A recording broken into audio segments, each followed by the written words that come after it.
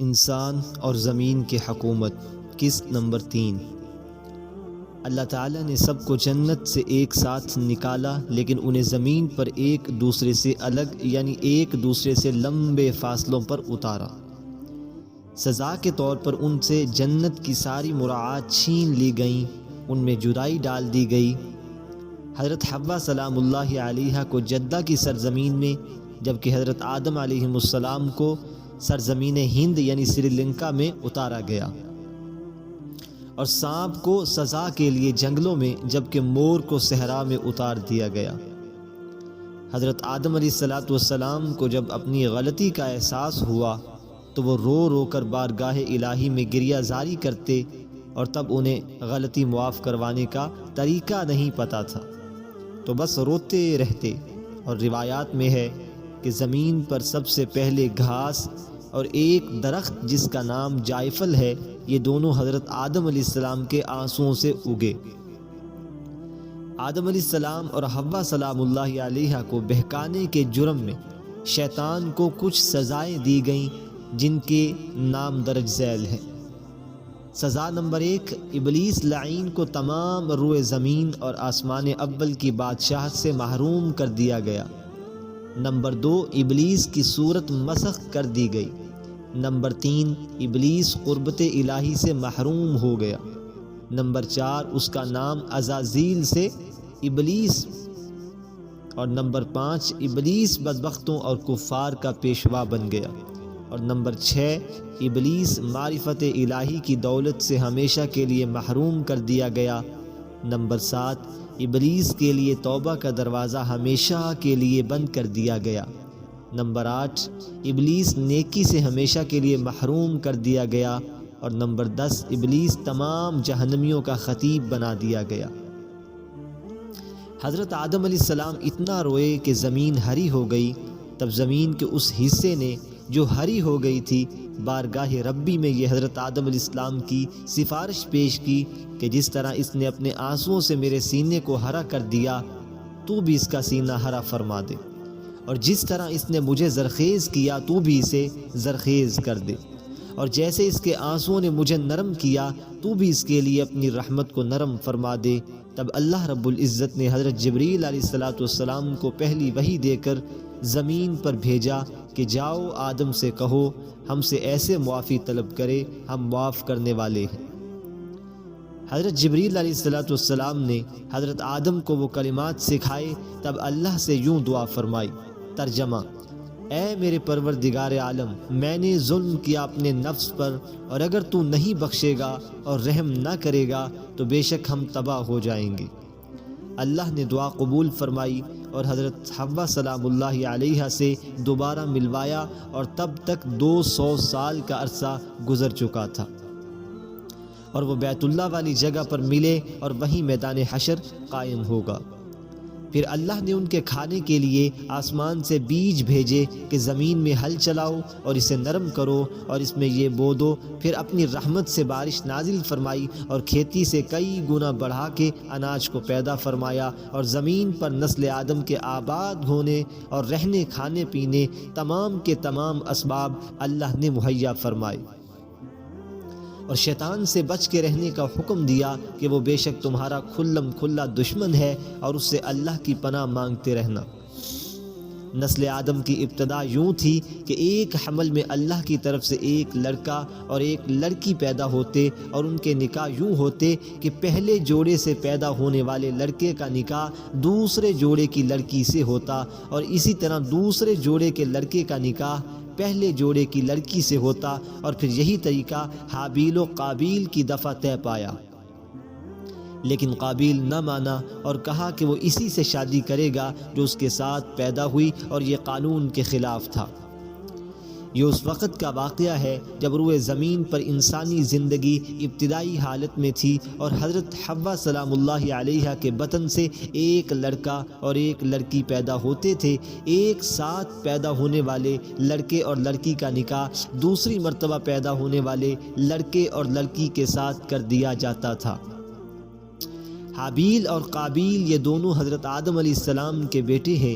جب یہ جوان ہوئے تو دستور کے مطابق حضرت آدم علیہ السلام نے قابیل کا نکاح غازہ نامی لڑکی کے ساتھ جو حابیل کے ساتھ پیدا ہوئی تھی کرنے کا ارادہ فرمایا، تو قابیل اس بات پر رضامند نہیں ہوا کیونکہ اقلیمہ نامی لڑکی غازہ لڑکی کے مقابلے میں زیادہ خوبصورت تھی جو قابیل کے ساتھ پیدا ہوئی تھی۔ حضرت آدم علیہ السلام نے قابیل کو سمجھایا کہ یہ اللہ کا حکم ہے، لہذا تم یہ بات مان لو گے۔ اقلیمہ نامی لڑکی تمہارے ساتھ پیدا ہوئی ہے، اس لیے وہ تمہاری بہن ہے، اس کے ساتھ تمہارا نکاح نہیں ہو سکتا۔ مگر قابیل اپنی بات پر اڑا رہا۔ بالآخر حضرت آدم علیہ السلام نے ان دونوں بھائیوں کو حکم دیا کہ تم دونوں اپنی اپنی قربانی اللہ کے حضور میں پیش کرو، جس کی قربانی مقبول ہوگی وہی اقلیمہ نامی لڑکی سے نکاح کا حقدار ہوگا۔ اس زمانے میں قربانی کی مقبولیت کی علامت یہ تھی کہ لوگ اپنی قربانیاں پہاڑ پر رکھ دیتے تھے اور آسمان سے آگ آ کر انہیں جلا دیتی تھی۔ قابیل کھیتی باڑی کرتا تھا اور حابیل جانور پالتا تھا، چنانچہ قابیل نے گندم کی بالیاں اور حابیل نے ایک خوبصورت موٹا تازہ مینڈھا قربانی کے لیے ایک پہاڑ پر رکھ دیا اور اللہ سے دعا مانگی، یا الہ العالمین ہماری قربانی کو قبول فرما۔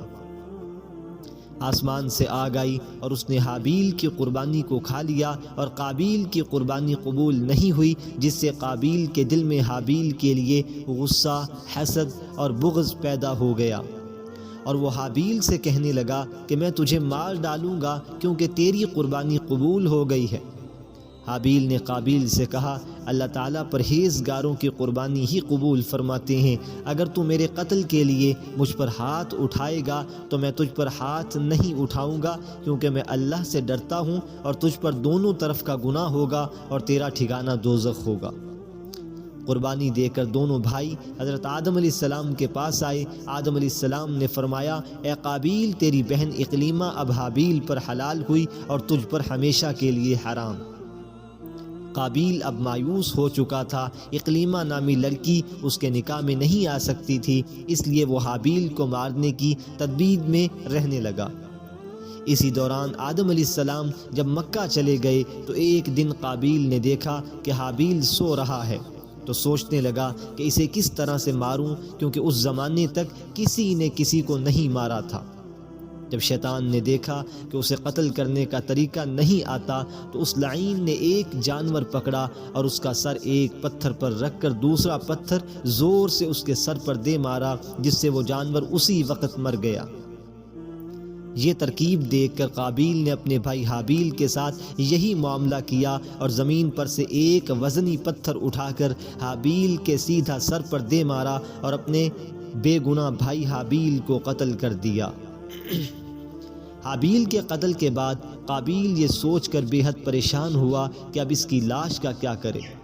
یہ روئے زمین پر کسی انسان کا یہ پہلا قتل تھا، کیونکہ اس سے پہلے کوئی آدمی مرا ہی نہیں تھا۔ اس لیے قابیل حیران و پریشان تھا کہ بھائی کی لاش کو کیا کروں، چنانچہ وہ کئی روز تک بھائی کی لاش کو اپنی پیٹھ پر لاد کر پھرتا رہا۔ اللہ تعالیٰ کو اپنے اس نیک بندے کی لاش کی بے حرمتی منظور نہ تھی، چنانچہ اس جگہ پر 2 کوے آئے اور وہاں آ کر آپس میں لڑے اور ایک نے دوسرے کو مار ڈالا۔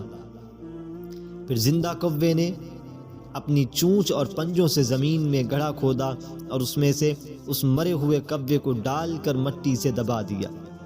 کوے کو دیکھ کر حابیل اپنے اوپر ملامت کرنے لگا کہ میں اس کوے سے بھی گیا گزرا ہوں کہ اتنا بھی نہ کر سکا۔ اس طرح قابیل کو معلوم ہوا کہ حابیل کی لاش کو زمین میں گڑھا کھود کر دفن کر دینا چاہیے۔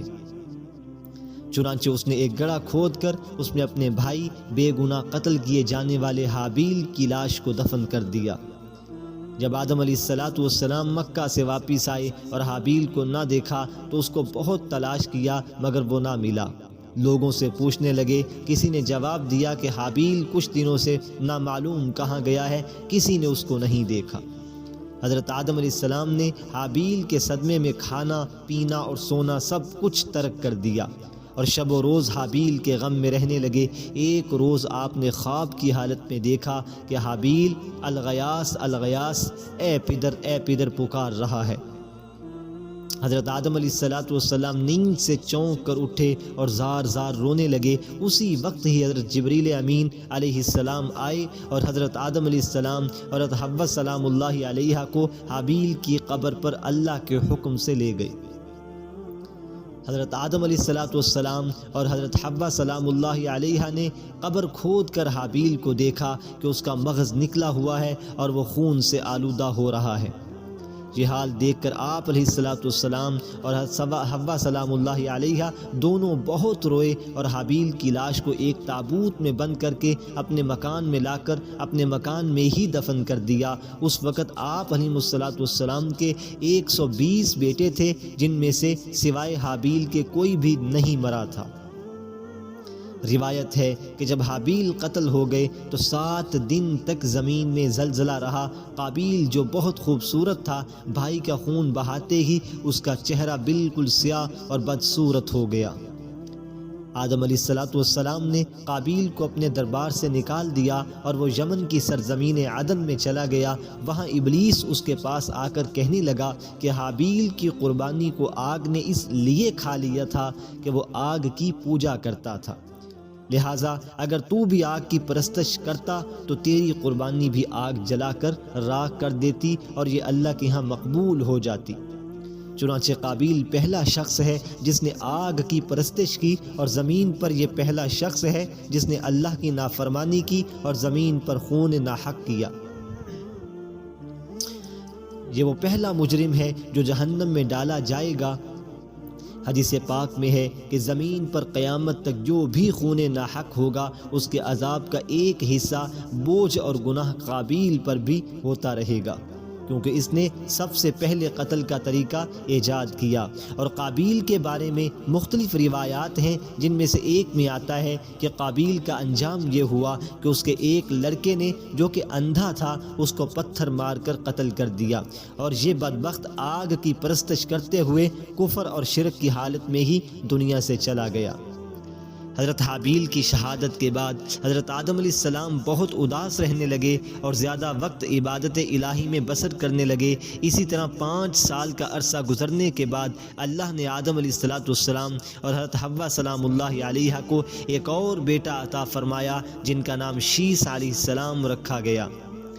شیس چونکہ سریانی زبان کا لفظ ہے اور عربی میں اس کے معنی عطیہ اور تحفہ خدا بندی کے آتے ہیں، چونکہ ان کی ولادت حضرت حابیل کی شہادت کے بعد ہوئی، اس لیے حضرت آدم علیہ السلام نے انہیں اللہ کی طرف سے عطا کردہ تحفہ سمجھا اور نام شیس علیہ السلام رکھا، اور ان کی صفات حسنہ سے بہت زیادہ خوش رہے۔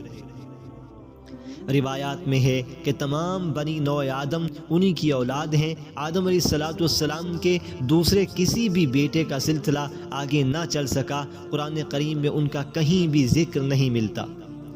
حضرت شیس علیہ السلام کی پیدائش کے بعد حضرت آدم علیہ السلام 800 سال تک زندہ رہے۔ حضرت ابو ذر رضی اللہ عنہ حضور اقدس صلی اللہ علیہ وسلم سے ایک روایت میں فرماتے ہیں کہ اللہ تعالیٰ نے اپنے پیغمبروں پر 100 صحیفے اور 4 کتابیں نازل فرمائیں، جن میں سے 50 صحیفے حضرت شیس علیہ السلام پر اترے، جس سے ان کی نبوت ثابت ہوتی ہے۔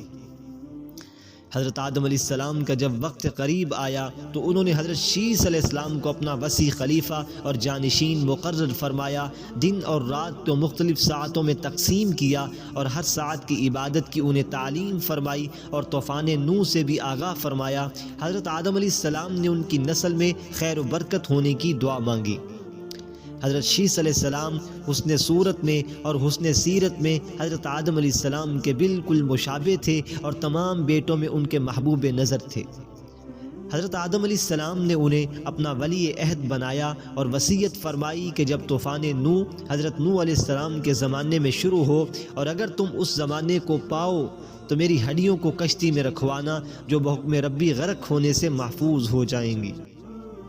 یا اپنی اولاد کو وصیت کرنا کہ اس طرح عمل میں لائیں۔ حضرت شیس علیہ السلام اپنے والد سے اکثر جنت کا ذکر اور وہاں کی نعمتوں کا ذکر شوق سے سنتے اور آسمانی صحیفوں کا مضمون بھی دریافت کرتے تھے، اور اکثر اوقات سب سے الگ ہو کر عبادت و ریاضت میں وقت گزارتے۔ حضرت آدم علیہ السلام کی موت کا وقت قریب آیا تو آپ نے حضرت شیس علیہ السلام کو بلوایا اور فرمایا، بیٹا تم جو کچھ دیکھ رہے ہو خدا نے اپنی قدرت کے ذریعے ہمیں عطا فرمایا ہے، اور خدا نے مجھے حکم دیا ہے کہ میں تمہیں اپنا جانشین مقرر کروں اور اس کی امانتوں کو تمہارے حوالے کروں۔ میرے سر کے نیچے میرا ایک وصیت نامہ ہے جس میں حکمت اور اس میں اعظم ہے، جس میں جب میں اس دنیا سے چلا جاؤں تو اسے لے لو اور کسی کو اس کے بارے میں اطلاع نہ دینا، اس وقت تک اطلاع نہ دینا جب تک تم پر بھی میری طرح موت کا وقت قریب نہ آ جائے۔ جب موت کا وقت قریب آ جائے تو اس وقت یہ کسی اور کو دے دینا، اس میں غور اور فکر کرنا، اس میں ان تمام مسائل جس کی تمہیں ضرورت ہوگی، چاہے وہ دنیاوی ہوں یا دینی، سب کے سب موجود ہیں۔ پھر حضرت آدم علیہ السلام نے فرمایا کہ بیٹا مجھے یہ خواہش ہو رہی ہے کہ میں جنت کے میوے کو کھاؤں، تم پہاڑ پر جاؤ اور جو بھی فرشتہ تمہیں دکھائی دے اس سے کہو میرے والد آدم علیہ السلام بہت مریض ہیں اور آپ سے کہہ رہے ہیں کہ انہیں جنت کے میوے ہدیہ کریں۔ حضرت شیس علیہ السلام پہاڑ پر جانے لگے۔ راستہ میں جناب جبریل علیہ السلام کو فرشتوں کے ایک گروہ کے ساتھ دیکھا۔ جناب جبریل علیہ السلام نے حضرت شیس علیہ السلام کو سلام کیا اور پوچھا آپ کہاں جا رہے ہیں؟ حضرت شیس علیہ السلام نے پوچھا کہ آپ کون ہیں؟ جناب جبریل علیہ السلام نے فرمایا میں روح الامین جبرائیل امین ہوں۔ تو حضرت شیس علیہ السلام نے فرمایا میرے والد نے آپ کو سلام بھیجا ہے اور کہا ہے کہ جنت کے کچھ میوے آپ مجھے دے دیں۔ تو جناب جبریل علیہ السلام نے فرمایا آپ کے والد پر سلام ہو، اے شیس علیہ السلام آپ کے والد اس دنیا سے گزر چکے ہیں۔ اس کے بعد دونوں مل کر حضرت آدم علیہ السلام کے جنازے پر آئے۔ انا للہ و انا الیہ راجعون۔